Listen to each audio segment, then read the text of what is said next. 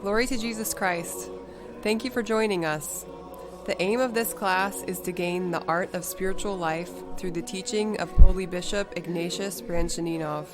This study has already transformed many lives, and we hope your life will be transformed too.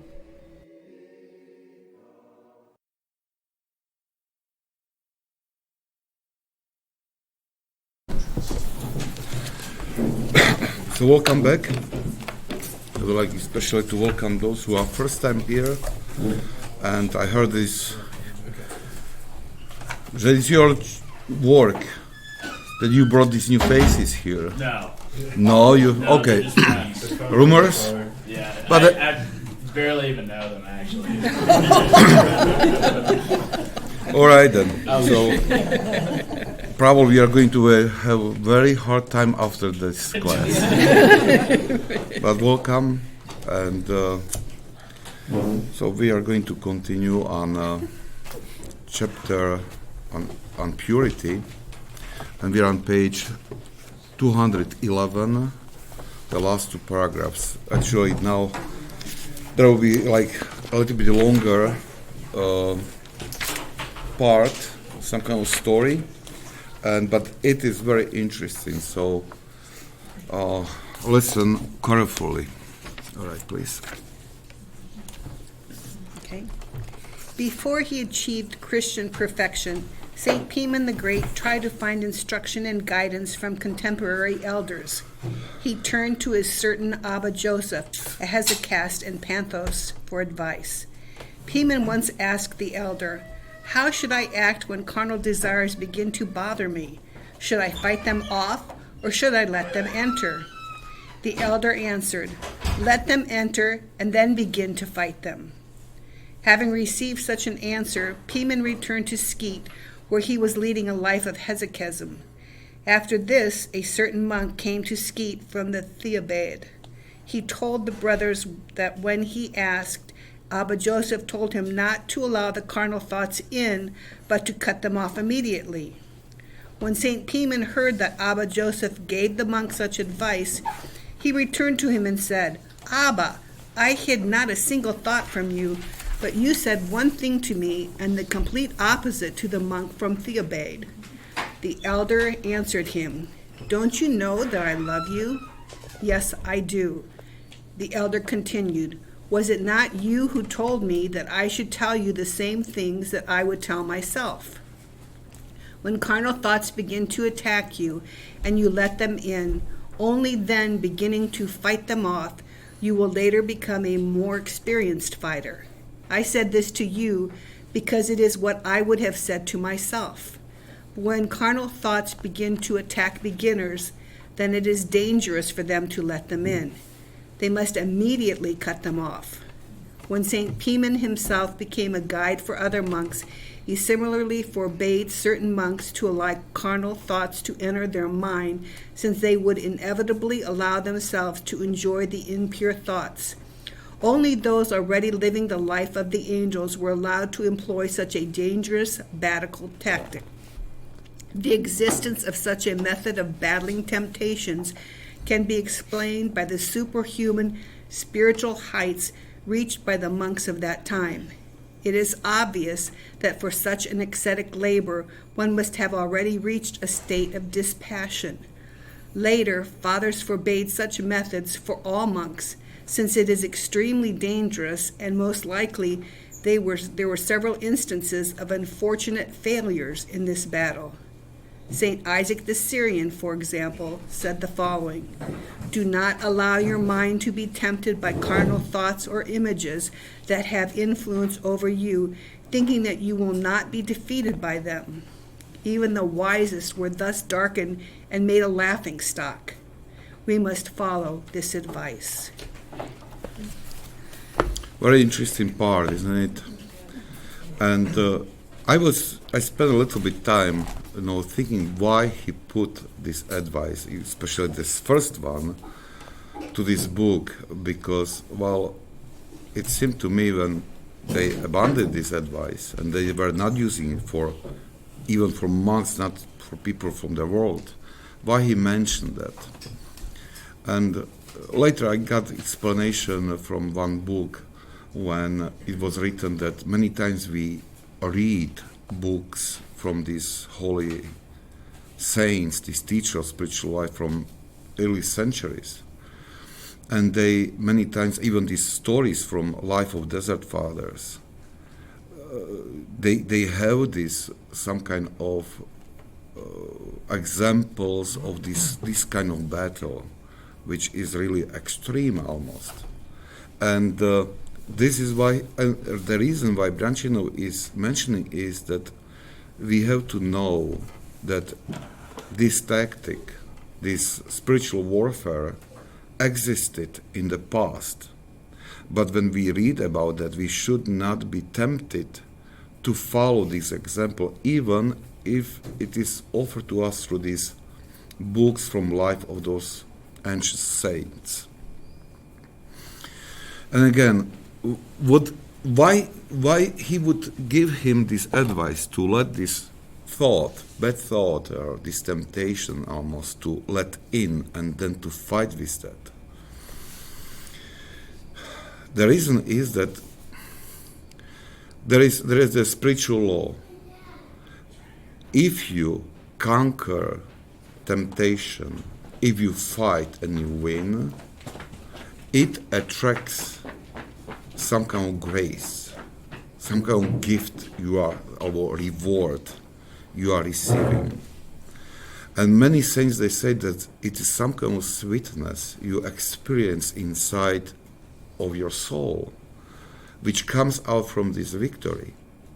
This sweetness, reward, or collected already here on earth, but they believe that they will receive this crown of victory, of this white martyrdom in heaven. So many of those monks, they entered to these extreme battles, which was very difficult, just to reach this sweetness and maybe to multiply rewards in heaven for this battle. And it was like really good exercise. But Brianchanov says that this is acting of these superhuman athletes, who already reached this state of dispassion. It means they were made free by God, that passions didn't bother them after years and years of very strict asceticism and spiritual work. So that Pimen gave him this advice because he saw that this monk is ready even for this extreme battle. But to the other, he didn't give the same advice. He gave him totally different advice. And it's good explanation that, the really for us, and really, even now, I don't think that there are some kind of these heroes, spiritual heroes, who would follow this advice, because it's those people are rare. Saint Isaac Syrian says that it is one in generation reaches this state of this passion, and he was saying this in the 7th century. Now it is even more difficult. So for us, it is that it's not sign of weakness when we run away, when temptation is coming. It's better for us to run away than to enter directly and willingly to this battle when we let the thought comes to us. But this happens. But what does it mean when we let the thought come in? We talked several weeks ago this story or this saying of St. Paisios from Athos. He said, he explained thoughts this way, that thoughts are as a planes. You can see them, you even can hear them. They are flying over your head. But well, they cannot hurt you. The problem starts when you build airport in your heart. Then they can unload what they carry, and you have to deal with that. So this time when we hear this noise of these thoughts, which carry this impulse of temptation, we can recognize that there are in our mind. They come and they are gone. Even you can sometimes stronger temptation makes noise, but you don't care. You let it go and it disappears. So this is time when we are running away. We hear and we run away, and relatively nothing can happen to us. But when we catch this thought and we build airport in our heart, we let this thought to land in our heart. It means when we start to make fantasies, we start to work, to think about that, to play with this thought. And we let the thought let these roots go to be rooted in our heart. This is dangerous. This is when we let the thought in. And usually when we do this, we already failed. We already failed.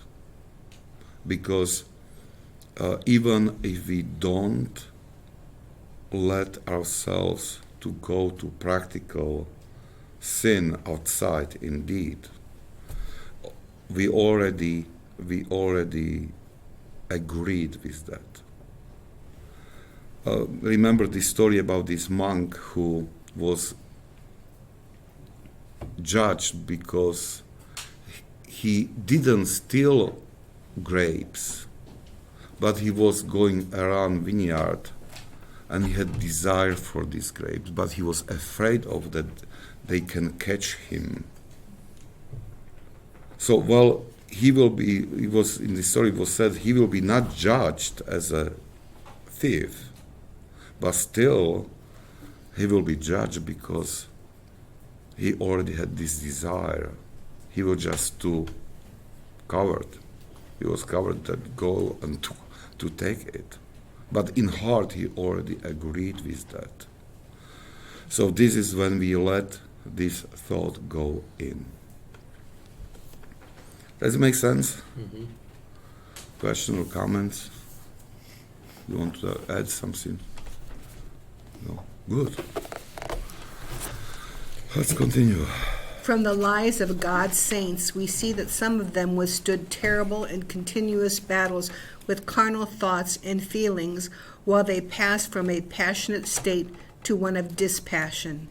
This happened not only to those who led a dissolute life before monasticism, such as St. Moses and Mary of Egypt, but also to virgins such as St. Simeon the Fool for Christ, St. John, the long-suffering of the Kiev caves, and others. The fierceness of the battle raised them to incredibly advanced, even superhuman ascetic labors. And since the gifts of divine grace always multiply with increased sorrows and labors, the aforementioned saints were deemed worthy of incredible gifts of grace, thanks to their unbelievable labors and the ferocity of the battle they waged. Both the battle and their labors were exceptional events in asceticism. They cannot be the guide for all ascetics. It is good and even necessary to emulate as much as possible the strength of their willpower, determination, faith, and self-limitation, but their actual ascetic labors remain impossible to emulate. Good. Thank you. So he continues actually in this, to pointing to this direction that many times these examples from saints, especially if it is goodwill in our hearts and desire for God and this zeal for God, and we can be taken by life of a saint, and we want to follow this example we can see from life of that saint, and so we try to follow way of life he led or she led. And this is very dangerous, because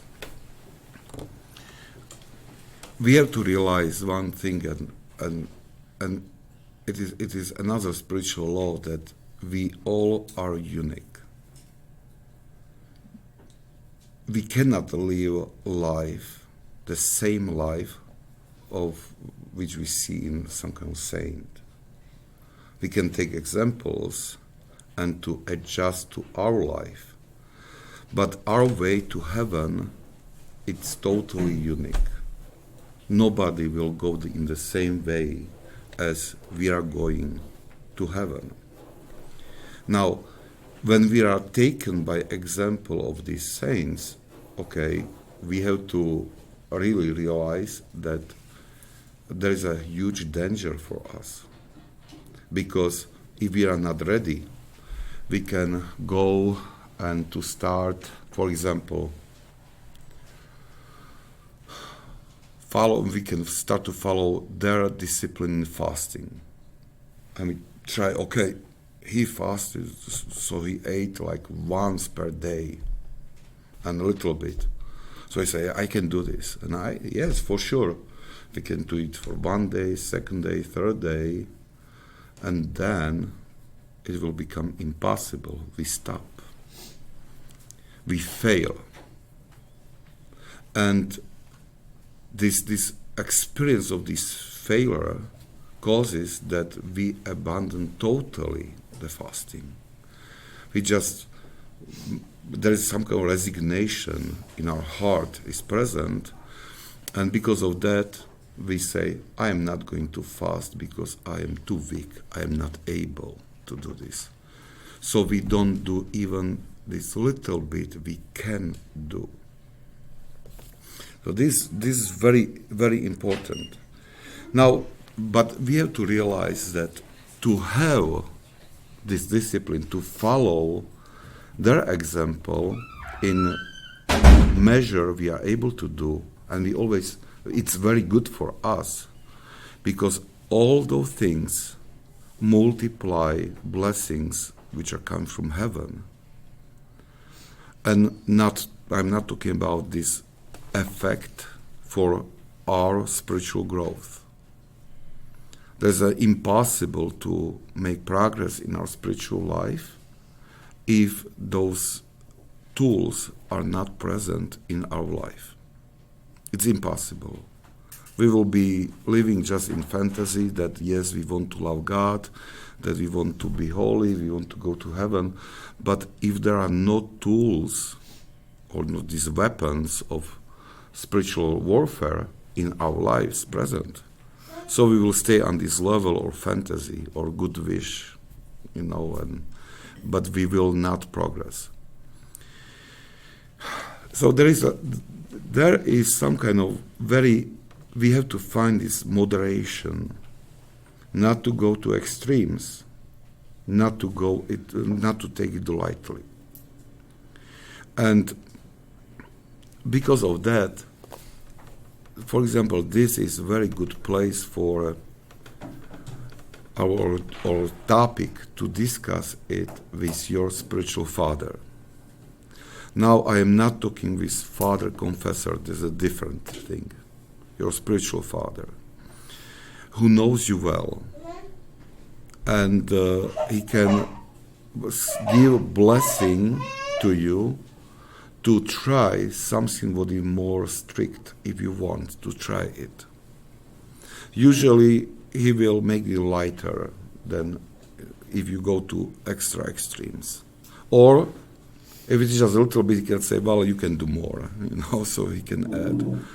But for sure, next time he will be asking, how are you doing? And he will adjust this rule for your life. Not it is not that he is like knowing everything, wisdom. It is because of this position, God gives him blessing and wisdom to make judgment. And another thing is that sometimes it is even like from experience, spiritual experience, and just and sometimes even that we share our thought with somebody, that other can see our effort in different light, in more realistic life, because we can be taken by zeal, we can be taken, overwhelmed, and filled with excitement to go, and we cannot make clear and good judgment. To share this, to give this my decision to somebody, to offer for judgment, it's very necessary. It's very necessary. So, but anyway, but still, this holy zeal which pushes us to push these limits is very good, and it should be somehow always present in us. This tension in our heart, that to go further, to really put extra effort to my spiritual life. It is sign of our love to God, or confirmation of a desire for heaven, for holiness. So we should not abandon that, but do it wisely, not to go to extremes. Okay? I have a comment. Sure. It's something that I've struggled with in my life and learned to, like my mom and I, if we get, if I get advice from, and you were my spiritual father, or, vice versa, or Miran now, and like I've had to learn to not share anything that has been told to me by my spiritual father, because like he said, the advice that I'm given is not the advice that would be given to Miran or would be given to my mom or anybody. So I just that's something that I was always really tempted to do, because if you hear somebody having the same problem that you are, or some same issue, you're more likely to say, well, you know what, this is what somebody told me to do, so maybe you should try it. But it's so important to just learn, go to your spiritual father and seek that advice on your own, in your one-on-one. That's the best advice, go to your spiritual father. Yeah, exactly. Well, yes, correct, very good comment. But I would not be so strict. If there is somebody who struggles, mm-hmm. and you have about this medicine, that it helps you, you can.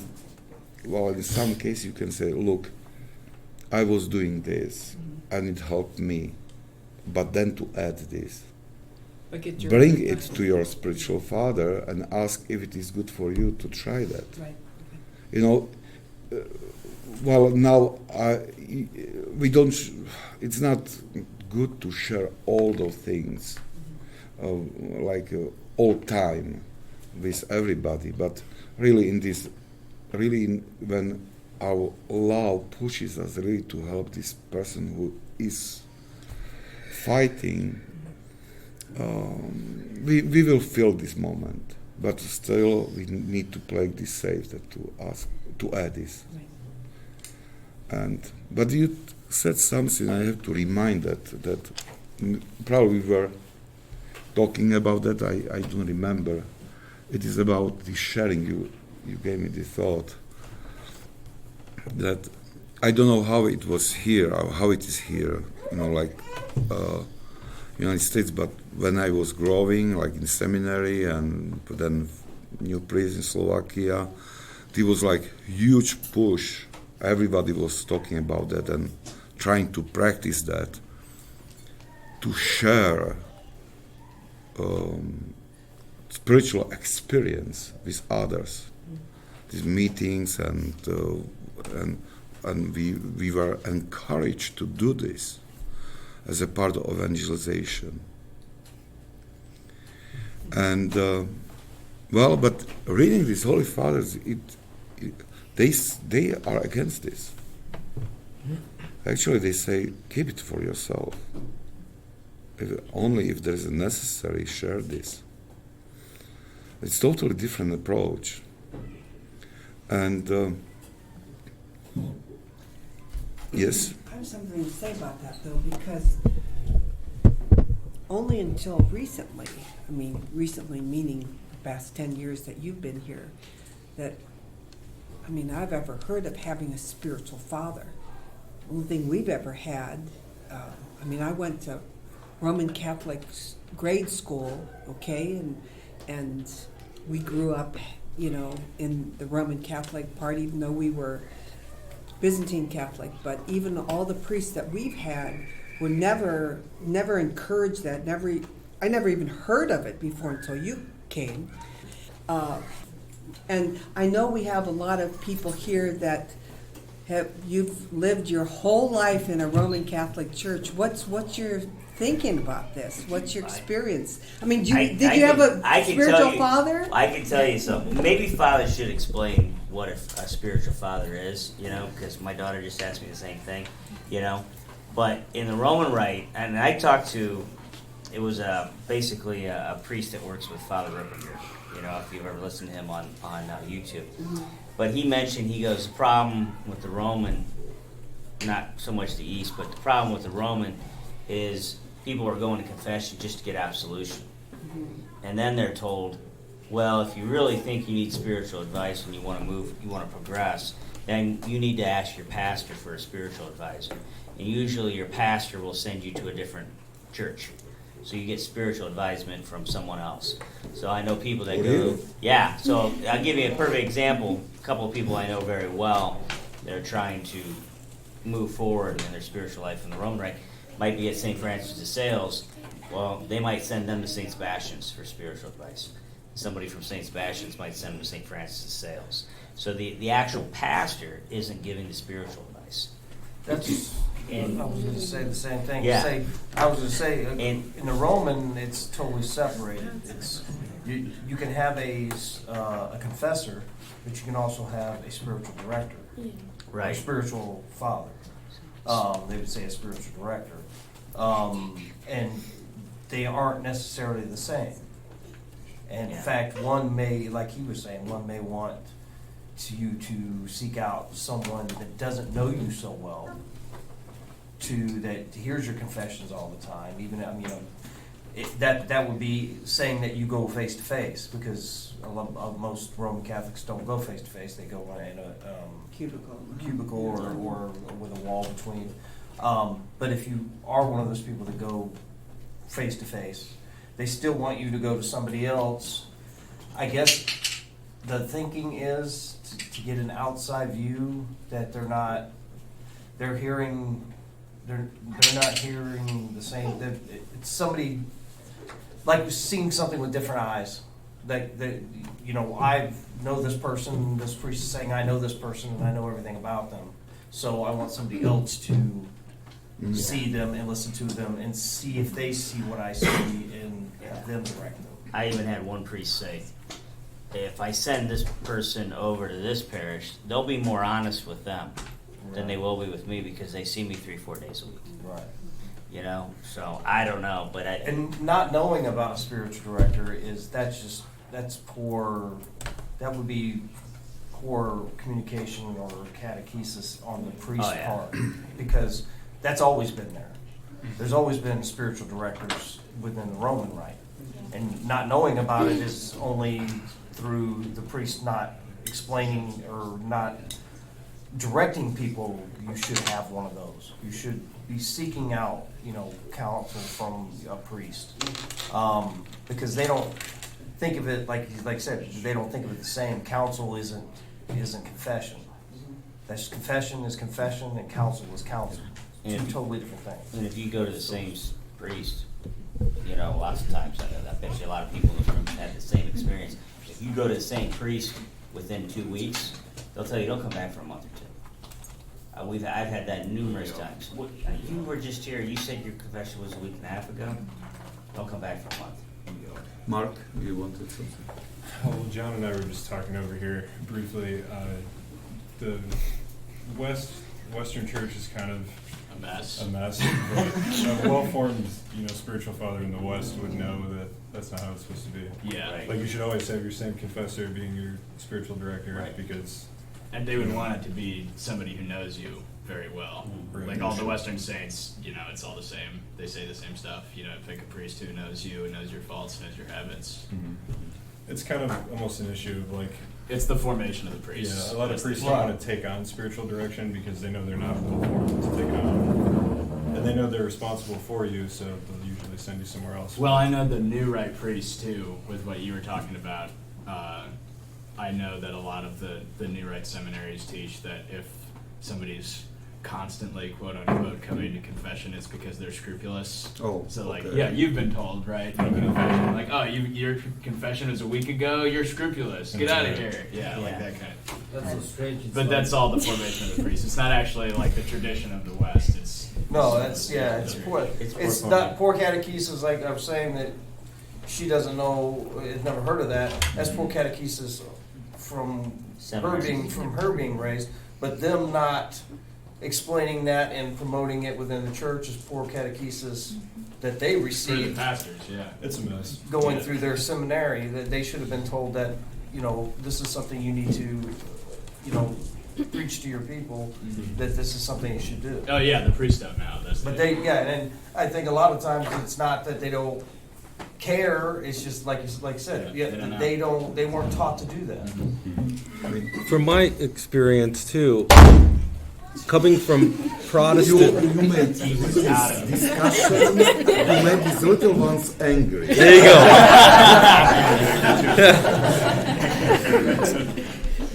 Coming from a Protestant point of view, where I was that for a good 20-something years, there was a lot of teachings, there was a lot of steering, sort of shepherding.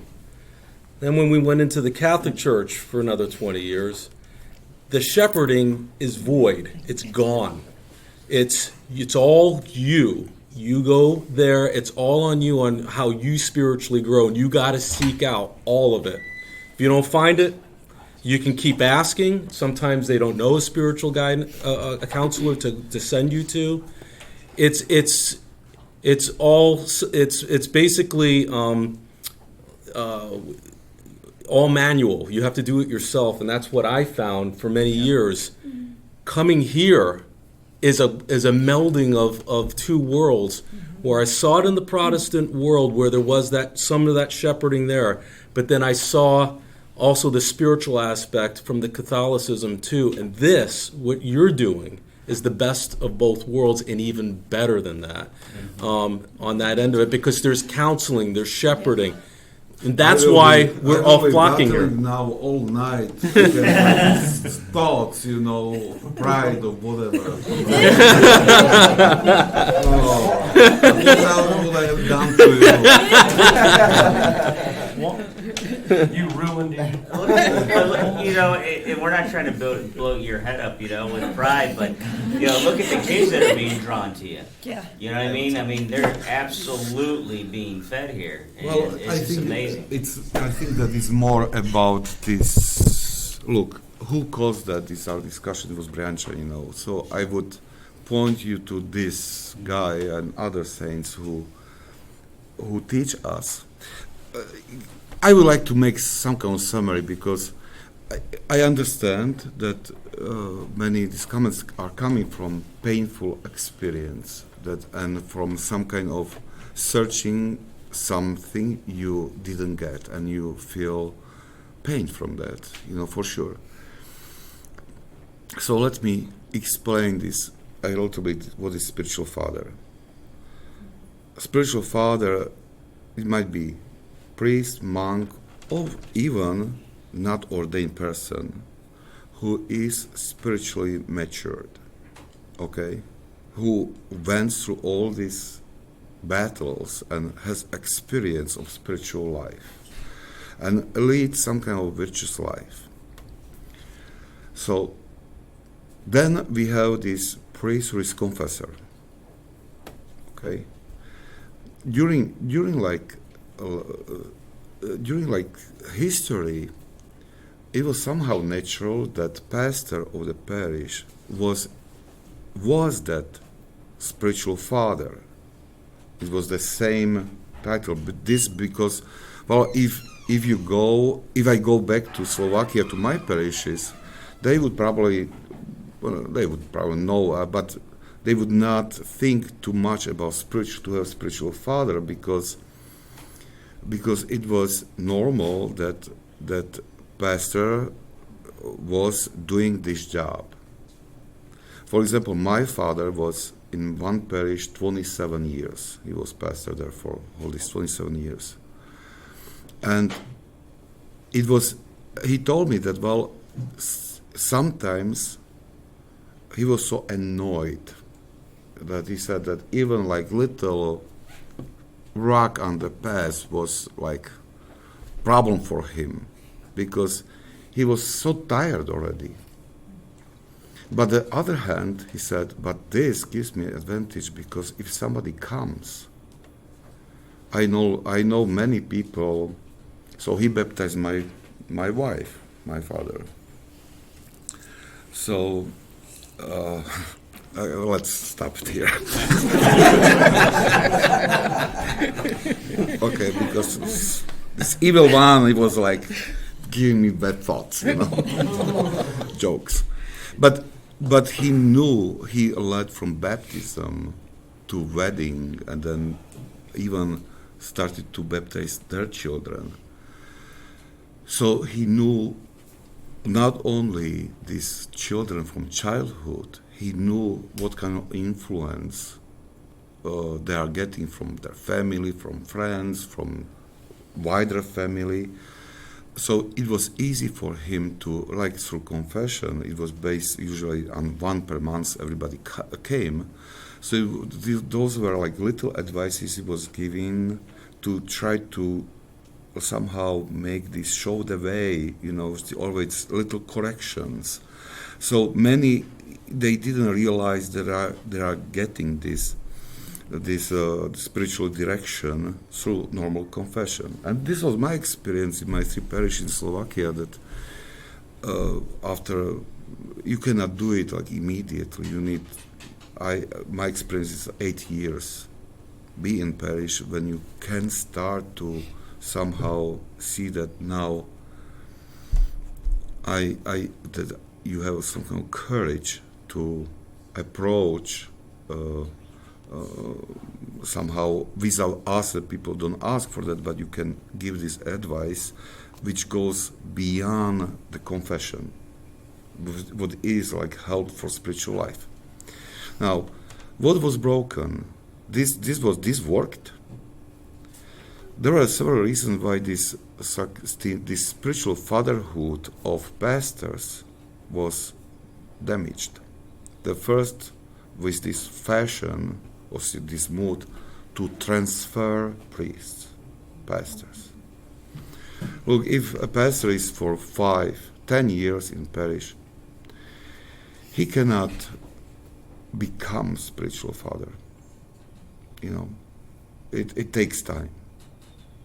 But if you move from place to place, you even don't try to enter to this relationship with people, because spiritual father is really this relationship with that people. I tell you, if you are doing that, I remember my first parish, I was transferred after 5 years. It was very painful because you created this bond with people, and it was very painful. And then you are going to another parish and you create again, and then you transferred again after, in my case, it was 10 years. And I realized at the time there was this offer to go abroad because Bishop was searching for priests willing to go to abroad. I realized my 3rd parish, I said, now it's time to make decision, because if I stay here longer, I will be not able to leave these people. It's painful. But, but in the case that priests know that, well, I am staying here 5 years, 4 years, maybe less, there are many of them that are naturally careful not to create these bounds because it's painful to break them. So, and if you have this rotation of priests with this kind of thinking, you can create some kind of mentality or this way how they understand priesthood, that they don't have courage to enter deeper to the lives of others because it is very painful then to break this. The second reason why it went away a little bit is understanding of spiritual fatherhood. But the most important is, and Father David Abernethy, he mentioned it many times, and he is so right, it is that formation of priests and even monastics. Because what seminary or this formation should be, formation to become spiritual fathers, it was changed to become a person with title from theology. So it's important how many papers you will write, how many books you will read, how excellent you are in philosophy or argumentation. This is some kind of priority to reach this academical, some kind of like position. But what is forgotten is this learning of art to be spiritual father. And this art is required that they don't have real spiritual fathers as those who form them. Maybe father confessors, or if they have spiritual directors, but this understanding what does it mean to be spiritual director is many times deformed because those directors didn't have correct formation too. Does it make sense? Oh yeah. So this is why it is important what we are doing now, because, well, we have to admit, somebody said that church is mess. Yeah. That is mess. West is mess. Oh, is in West too. You just keep it quiet. We just Don't tell the pretend. West. No, Don't let the Romans go. no.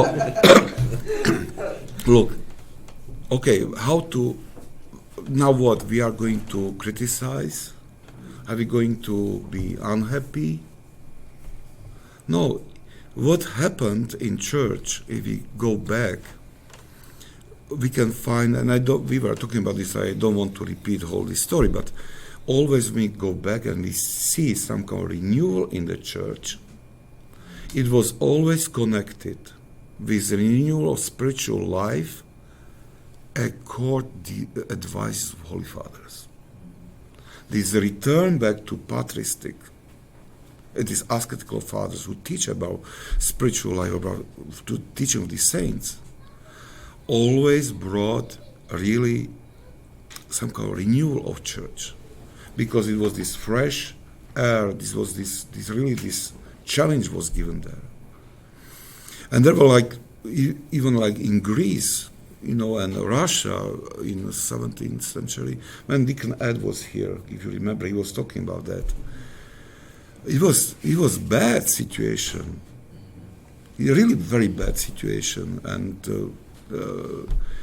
even among Athos, among these monks, it was decline of spiritual life. I think. And what happened? There were like 2 monks in this century. It was Paisy Velichkovsky, who came from Ukraine, and he went among Athos, and he spent whole his life searching for work of these writings, Holy Fathers, and he was translating it to Romanian language and Old Slavonic or Russian language. So he dedicated his whole life to this. And when he was among Athos searching, then he met Nicodemus, Greek monk, and Nicodemus was taken by this effort of Paisi, and he started to do the same, to translate to modern Greek these texts. So Paisi published Philokalia, this collection of writings of saints into the Slavic languages, Romanian, and Nicodemus did it for in Greek. And there was hesitation. They were saying that, well, those things are only for monks, not for regular people. Why to publish that? And they said the best belong to everybody. And what happened? Nicodemus, Paisi, they raised their disciples. And what they did, what they added was ancient tradition. Every day, for example, it is in the life of Saint Paisi, every day monks gather around Paisi and he read them piece of writings of saints, teaching. And he explained this, something what we are doing here. But in the except I am not saint. But, well, we let Brianchaninov to speak to us. And he formed them in this way. He then came from Manatos to Moldavia with 80, I think, disciples. From these disciples, they raised more disciples. And it spread like fire through Romania and Russia. And what happened is that Brianchaninov, Theophan the Recluse, are like grandchildren of Paisi, spiritual grandchildren. And they continued in this, and through them, and then through these elders of Optima Monastery in Russia, it spread like this renewal of whole Russia, Romania, and in Greece there was another movement this in next century, that the renewal of spiritual life went up, and even this understanding of need of spiritual fathers, etc. What I'm saying is, this is way how we can fix this mess. It worked not only at that century, before it repeated again and again. So we can learn, and we can follow their example, to turn to Holy Father, to study them, not intellectually, to take them as real spiritual fathers, because this is that many times we cannot find spiritual father. It's impossible, because while they are not here, we have to admit that.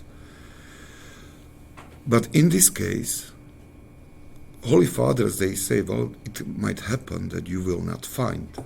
Saint Simeon, the new theologian, he says, with tears in eyes, search for spiritual father. And actually, this must be the second step in spiritual life. First is decision for God. The second is to find spiritual father. This is what Saint Simeon says. So we are supposed to search, and they say, if you don't find, choose one of these saints as your spiritual father. Choose him, and I say, well, I am choosing you. You talk to me, and I will follow your words. And this is what we are doing here, or trying to do. And he is doing wonderful, amazing job in this parish, Brianchaninov. And then, even if we have problems that we cannot move and we don't have anybody to give our advice, spiritual advice, and we are searching, asking God, begging God, they say, Holy Fathers, they say, then God himself will become your guide. And, well, they don't explain it, but there are these inspirations which are coming. But God always answers to our need. So even maybe it is like desert now.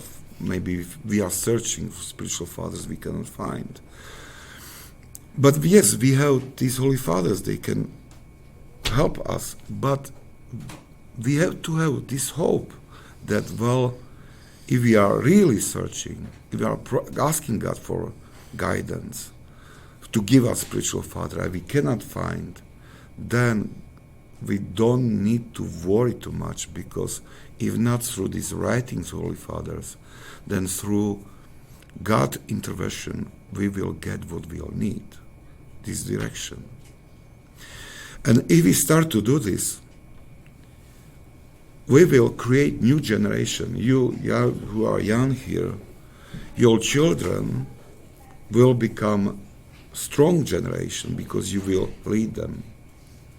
Look, now when we are talking, or if you are listening to their podcast, what they have behind kitchen table, and I was thinking once that, well, I was so dumb in their age, like on this about these spiritual things, raised in seminary without this formation. I didn't get that. So, well, but now I see that they are already somewhere else than I was. So their children will be raised really in better way than I was raised, or he was raised, because of limited knowledge. If we start to feed ourselves with this wisdom, Holy Fathers, so then we will raise new generation, which will be much stronger. And from this stronger generation, new generation of priests will come. Hopefully, new generation of bishops, probably popes. But we cannot wait that something will change, by itself. We cannot wait for help. This is our goal. We have only one soul, and we have to take care of our soul. So, well, if we feel lack of direction, advices, search those who became saint, holy. Learn from them, not to gain information. Search for life. Search for how to live, how to love God, what they did, what they offered to us, what they shared with us, these spiritual laws. And we will grow. There will be a blessing upon that. Life will be changed. And more you will be concentrated on your soul or your life, more people around you will be blessed without talking about that, without sharing your faith. And this is why I'm very thankful for this group, because I can see that how much good things it brought, how much blessing, and even we had more people. They are listening podcasts, but it is too long drive here for many, but they're listening. But they have books. They read that. I know that, and it gives me hope, because I can see that they are changing. They are changing how they see church. They are changing, like you mentioned, your sisters, that how they see confession, for example. Well, they were formed this way. They don't have this experience. What does it mean? But hopefully they will get this inspiration. They will change, and then they will find in you some these good instructors. Say, well, try Brianchaninov, or try somebody else, and eyes will be opened.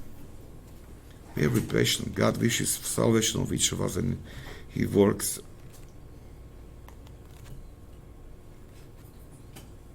really hard to save us all, and He uses each is like this crack He's using to let flood of grace to our souls to save us.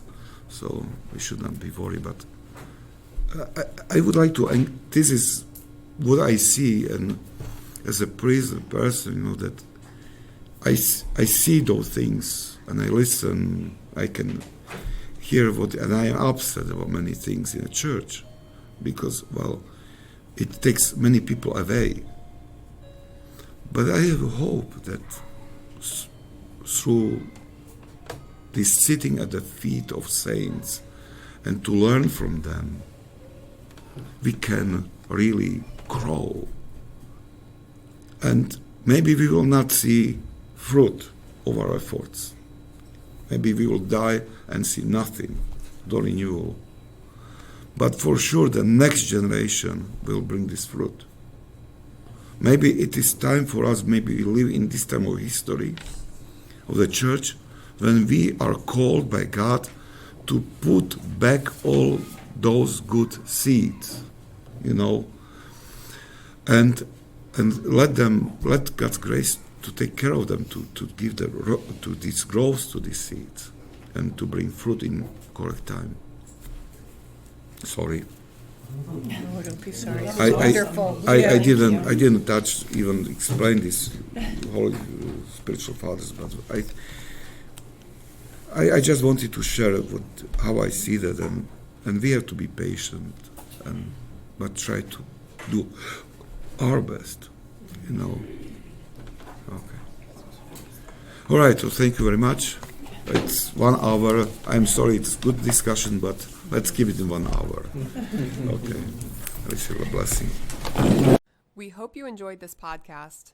Please share it with those who might like to be enriched by this teaching of Holy Bishop Ignatius.